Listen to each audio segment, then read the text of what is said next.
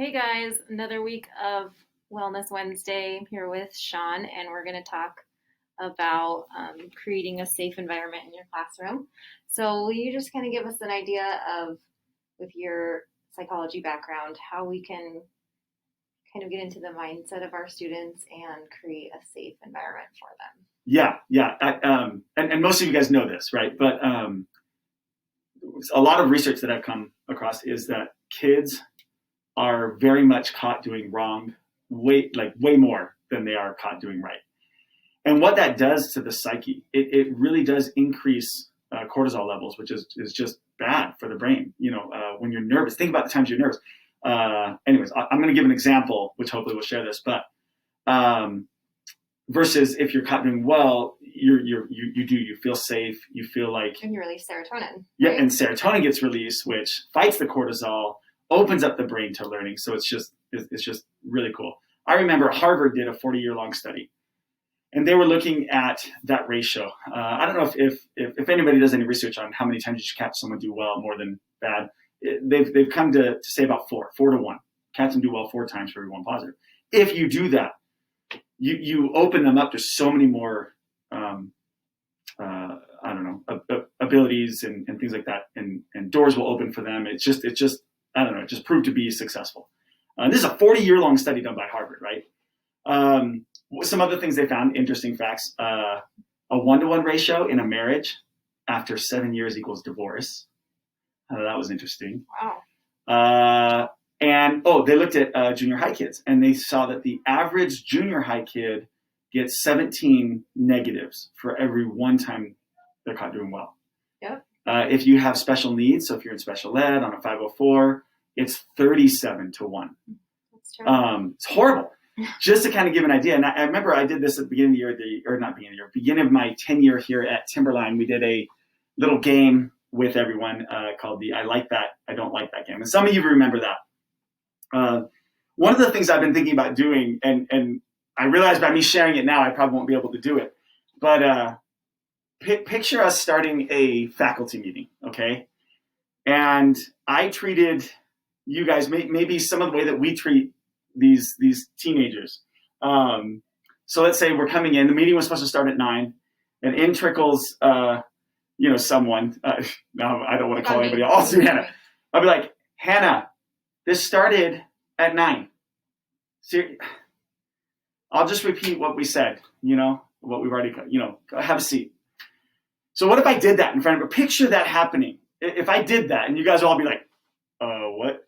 So then as I'm talking, going to, Mike Jones, I don't know if you know this, but I'm talking right now. Yeah. So I appreciate if you just look at me. Thank you. That'd be great. So then I keep teaching, and I'm like, Phil Hughes, I didn't say it earlier, but this is now the 3rd time I've seen you on your phone. So if you could just, right, we all want to get out of here. I get it. And so the sooner we're done, can you imagine? That would be horrible, right? These kids, they learn to deal with it. We might think that they're tougher, but really it's hard for them. And like I said, there are a few kids that have just learned to let it bounce off. But others not so much. And when those cortisol levels go up, believe me, for the next half an hour, they're not thinking about whatever it is you're teaching. They're thinking about the fact that they got caught with their phone out, or they're thinking about what they can do to save face since they just lost face in front of their peers. And oftentimes what that looks like is putting you down, right? And so that's probably the biggest thing. You got me all excited now. One, I love that you picked on all science people. They're my team. Yeah, that's right. But for those that didn't get to experience the I like that, mm-hmm. I don't like that, that was a hard experience to be a part of. So I'll just maybe briefly, if you don't mind, I'll give it. So one person comes into the room, and all of us as faculty are there, and we had a goal set before that person was unaware of, and we would say, I like that, if they were getting close to the goal. And if they weren't, we didn't say anything. We were just quiet. So they knew that if we were all chanting, I like that, it was like a positive thing, and and you could see their energy rise, and they were, doing silly things. And it's like, you see the same thing with students. Whether you're an adult or you're a student, we like positivity. But then we did the same thing with the negative of I don't like that whenever the person was moving away from something, and then we were quiet when they were doing something positive. Right. So we only caught them doing bad. Yeah, and you could see just like, and I remember I got emotional during it. Like I did not like it. I didn't want to be a part of it. It was very hard to be a part of, but it's something that I'm going to remember forever. Just like you just saw them losing hope, basically. And yeah, it's true. I've done this maybe 100 times because I used to do some parenting classes for Alpine School District, and then I did special ed trainings for parents and things. And then I did some stuff with LDS Family Services. But I would do this little experiment, most of the time with adults, a few times with college students. And I'd say about 60% of the time, just more than half, the person, the volunteer that did the I don't like that part, in other words, we caught them do bad, did not complete the task. They gave up. And I'd say about a higher percentage, about 80% of them, within the first 10 seconds, they say something mean back. In other words, we'll say, I don't like that. And then they'll say, well, I don't like this. And this is an adult getting frustrated after 10 seconds of being caught do bad. And it's just crazy. There was one time there was almost a fight. Like it was bad. On the converse, the volunteer that comes in and does the I like that version, it's interesting because they don't actually figure it out very quick. Like No. they go through a lot of trial and error, and it really does take a lot of patience on our end. And I remember having one mom come to me afterwards and say, I don't understand. I feel like you just taught us that, if I put my hand down and say, no, you will be doing it this way or whatever, or you catch the kid do well, that they get it immediately.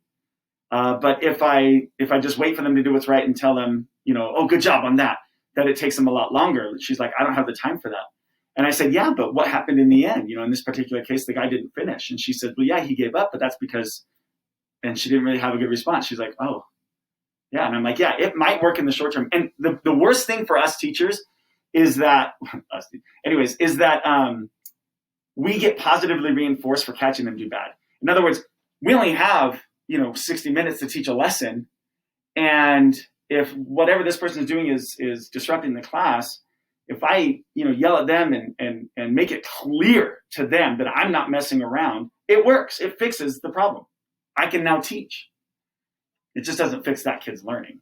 Yeah. Do you know what I'm saying? So so this is hard, and we could talk about this a lot longer. Like this is definitely an 8-hour long thing, but So what would be your advice to us as teachers if we've got a class of 35 kids, one kid's being negative, everybody else is positive? Just try to up the ratio.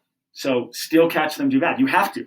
Yeah. Gabe, stop talking. But then as soon as he does, be like, oh, thank you. Hey, that means a lot to me.